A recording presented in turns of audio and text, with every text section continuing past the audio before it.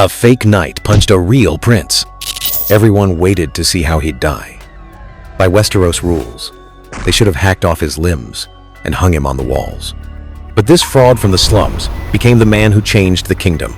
And those true knights with perfect bloodlines and official ceremonies, they were preying upon peasant women and mercilessly ending children for tyrants. Why did Duncan hit the prince? Because of a puppet girl. His opponent came from the most powerful family on the continent. Duncan charged forward and smashed his fist into the prince's face. Blood splattered across royal silk. The entire noble circle was shocked. Not shocked that the prince abused commoners. Shocked that a lowborn knight dared to stand against royalty for someone not worth protecting. This is Game of Thrones' most dangerous story. It asks a question nobody dares to answer. Is knighthood proof of virtue, or just a golden pass for violence? Duncan crawled out of the slums with a coat of arms he painted himself. An elm tree and a shooting star, crude as a child's drawing. After Sir Arlen died, he knelt beneath a tree and knighted himself. No witnesses, no holy oil. Just him, reciting the vows he'd heard from his master. To proper knights, this was a joke.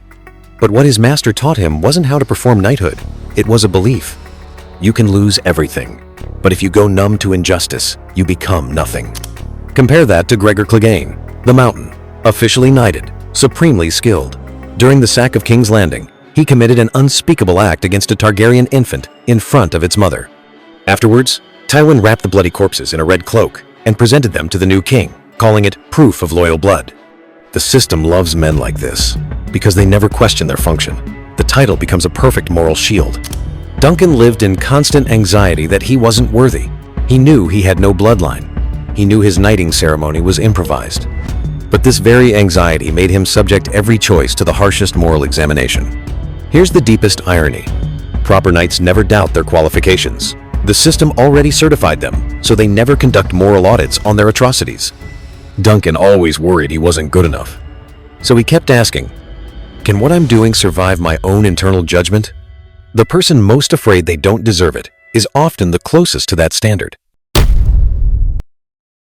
The real function of knighthood isn't cultivating virtue.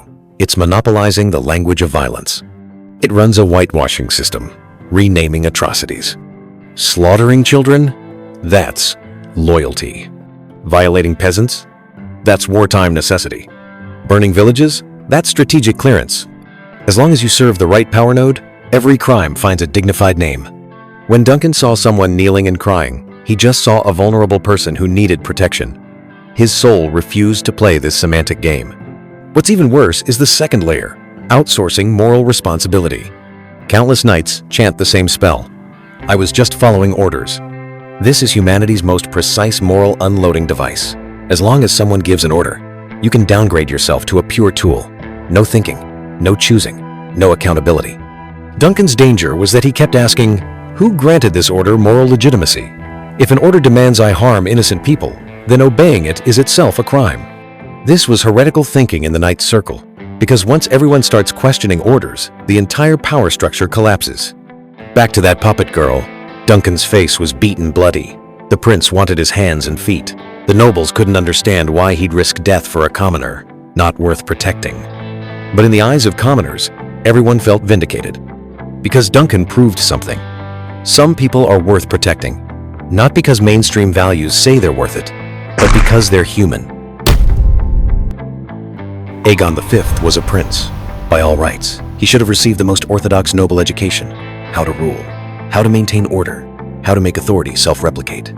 But fate let him meet Duncan, a fake knight from the Flea Bottom who took him wandering through the Seven Kingdoms to see the real Westeros. Peasants starving by the roadside, peasant women traded like livestock by lords, children getting their hands chopped off for stealing bread. Aegon asked, why doesn't anyone protect them? Duncan said, because in the Knight's Code, they don't count as people.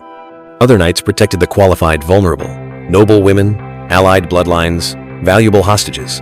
Commoners, not within the definition domain of moral obligation.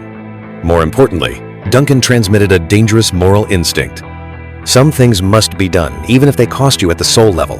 Not because you'll win, not because the Seven will reward you, but because if you don't do it, you won't know what to call the person in the mirror anymore.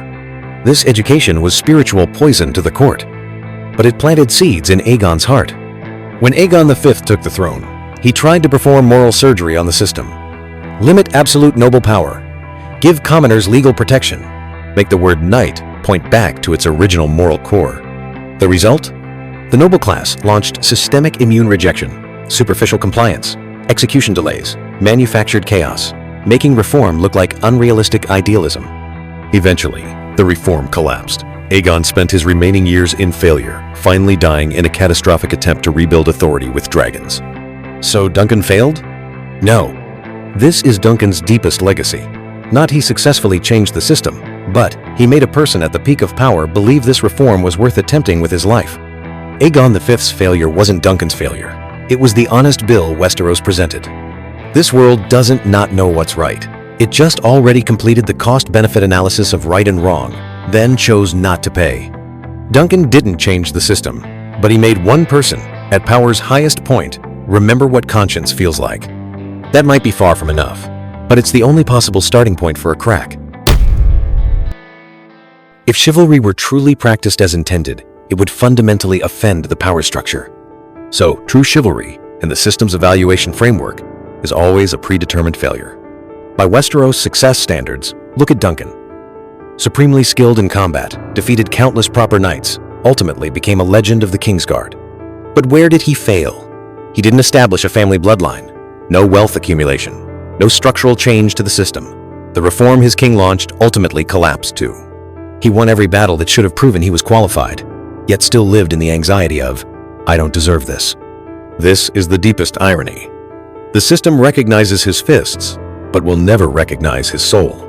The perfect knight world operates like this. Everyone has certified titles. Every atrocity finds a morally defensible explanation.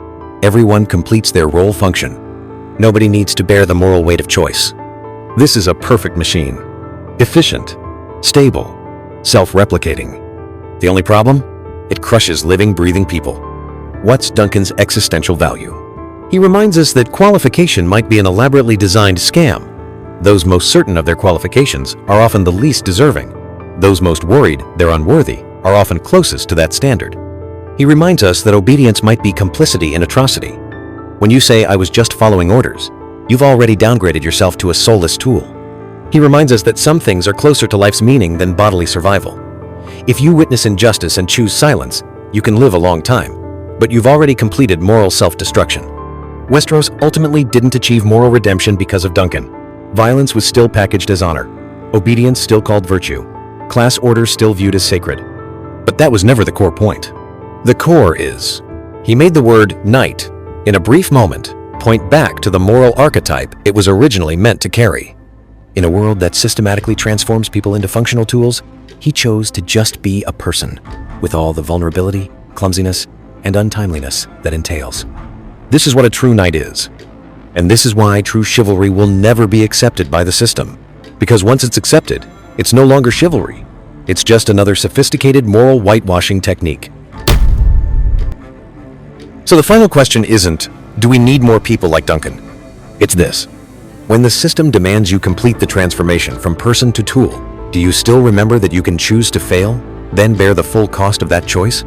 Duncan chose to fail. He had no perfect bloodline, no official ceremony, no established family, didn't change the world. But the king he served wept for him. The poor sang his name around campfires. This isn't success, as the system defines it. This is the last evidence left in the world after a soul refuses to be formatted. This is a person using a lifetime of clumsiness to prove he never allowed himself to become a part in a precisely operating machine. This is the only way to prove, when history turns this page, that the word human once had weight in this place.